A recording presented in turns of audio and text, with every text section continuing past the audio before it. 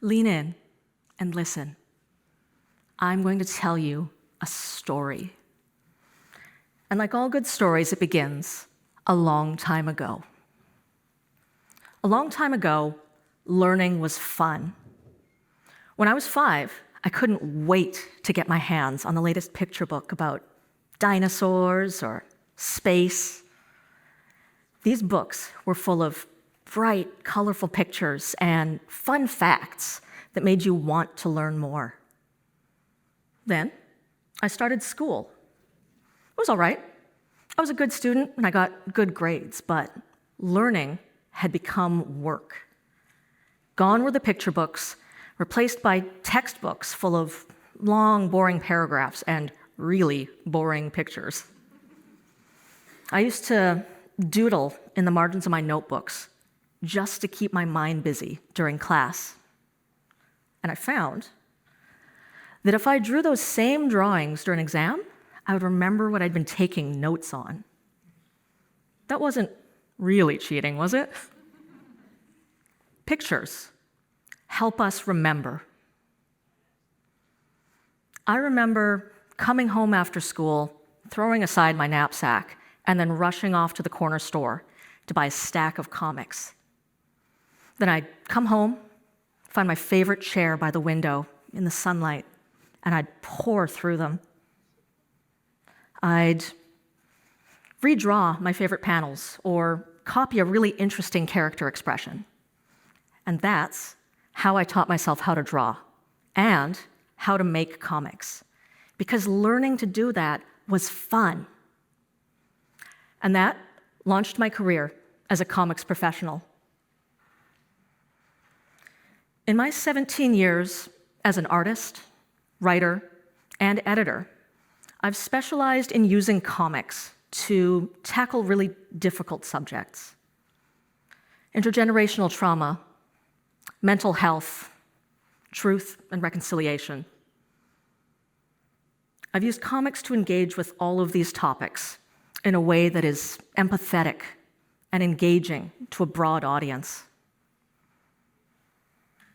So, what draws us to comics? It's not just the pictures. It's the stories. Humans are creatures of stories. We're drawn to them. And more than that, we put ourselves into the stories that we listen to. Stories help us remember. This is something that Indigenous people have always known. Come with me for a moment. It's a cold night, but we're gathered together around the campfire, and the stars are out overhead. It's the time for stories. My niece comes over and asks me to tell her favorite story, but my mind goes blank.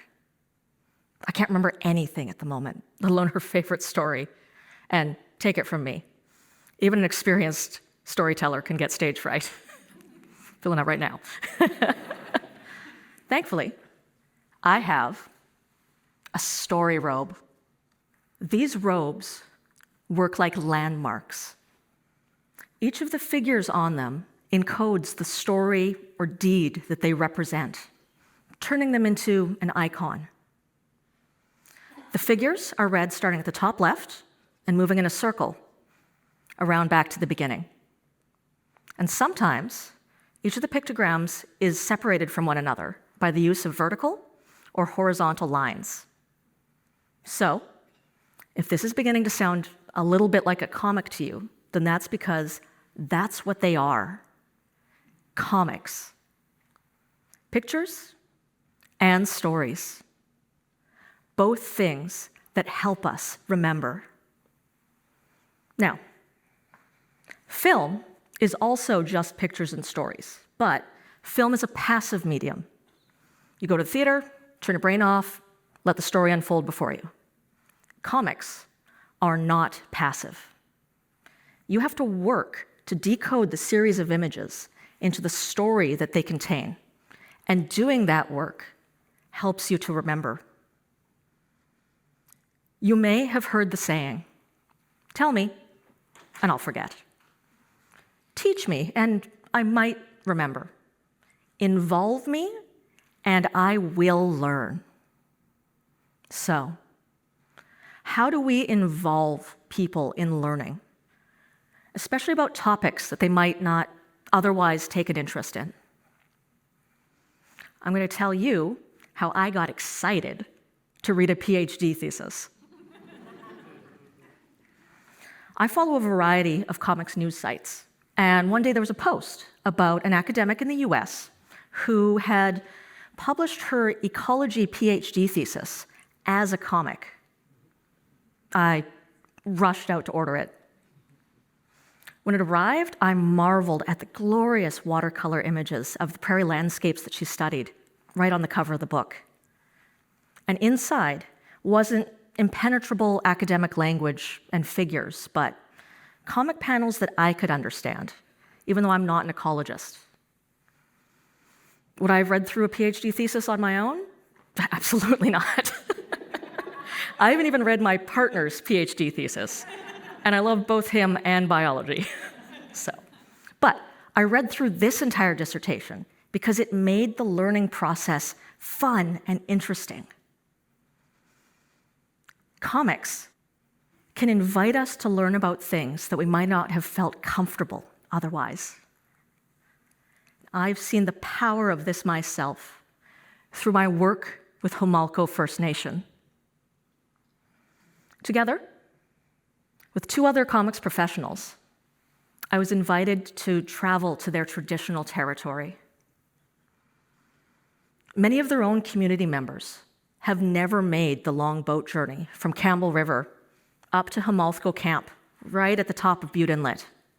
So, as we gathered together on a frosty November morning with the ice crystals crunching under our boots as we walked up the docks, I knew this was going to be a journey like no other.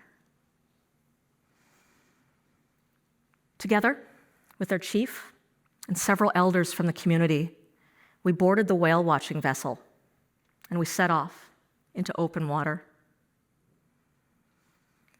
We went past oyster beds that had been cultivated for centuries, past coves where clams were hung to dry on lines of seagrass fiber.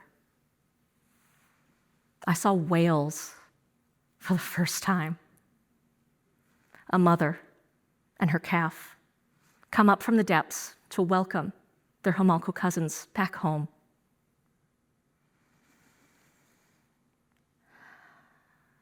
That journey was amazing. We went past Old Church House, where the community had been forcibly settled by the provincial government, even though their elders told the officials that was a site where the winter storms were especially fierce. And then we saw New Church House, where the community was resettled after they'd watched Old Church House blow down, just like they said it would. My visit there changed me in ways I'm still discovering. I knew I'd been given a precious gift and a huge responsibility. They'd welcomed me into their community and entrusted me with their precious stories. And now it was my job to take those stories and turn them into a comic that would not only preserve them, but would serve as a resource for their cultural language program. Together, we produced Humalco Hero Stories. Together with the 3 comics, there was a 6-page glossary at the back of that book that lists all of the Humalco language words we used throughout the stories. I even made a Humalco language font out of my own handwriting just for this project. Comics can preserve whole cultures and can empower communities by inviting those from outside the community to come in and learn from them. Now, I'm a little bit of a trickster, and I have been secretly teaching you this entire time. I have gifted you with 3 stories that you're never going to forget because I've encoded them here. See it? The joy of learning when you're young. Rediscovering that joy through educational comics. And using that knowledge to create new stories to help others learn. So, how are you going to use this teaching to help others learn about whatever you're an expert in? If you're a doctor, imagine handing a nervous patient a comic about how they'll be cared for during surgery. If you're someone who studies diseases, don't just tell people how and why vaccines work. Show them. And teachers, I'm sure all of you have a ton of ideas about how you would use this in your classrooms. Imagine your students' eyes lighting up when you bring in a stack of comics instead of the usual textbooks. Oral tradition teaches us that no one person, academic or storyteller, can hold all of the knowledge. We need to work together. So, academics, I urge you to go out, talk to a comics professional, and ask how they can help you weave stories to help you inform others about your field of expertise. Comics professionals, it's time to look beyond the pages of superhero comics and team up with academics to create new, exciting educational comics. And for all those of you who've only ever watched superhero movies, I urge you, go out, buy a graphic novel. Find your favorite chair by the window. Feel the pages between your fingers. Whether it's painted on the back of a buffalo robe or printed on newsprint, comics help us teach in a way that is active, engaging, and grounded in centuries of tradition. We need to work together to transmit our knowledge to future generations. So the next time you're gathered around the campfire telling stories, I want you to think really hard. What stories are you going to gift to the children in your life to carry with them into the future? This is the goal of both academic institutions and Indigenous communities.